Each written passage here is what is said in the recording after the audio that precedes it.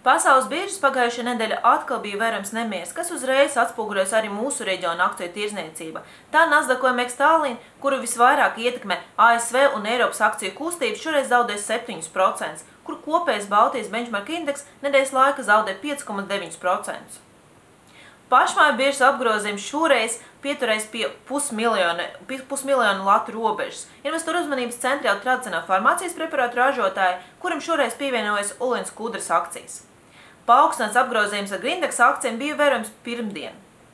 Tieši pirmdien tika veikts liela apjoma darījums ar Grindex akcijiem pa cenu 5,55 lati. Viena biržas biedra tika pirktas pārdotas 37 000 akcijas. Ļoti līdzīga darbība no tā paša biržas biedra bija vērojama 13. septembrī, kad tika pirktas pārdotas 43 000 akciju.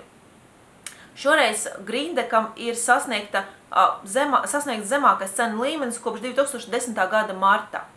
Un interesanti, ka akcija ir veidojis jauns cenas svārstību koridors pie 4,91–5,10 lati. Interesanti arī, ka RSI indeks ir sasniedz 30,9 punktus, un līdz ar to norāda uz akciju cenu pievilcīgumu pirkšanai.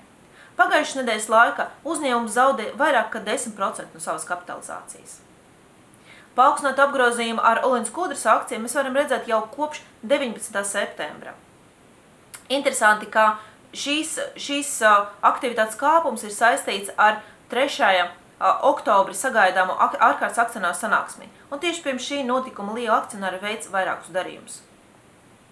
Ļoti līdzīga pēc apjoma aktivitāte bija vērojama gan Viļņa, gan Tallina.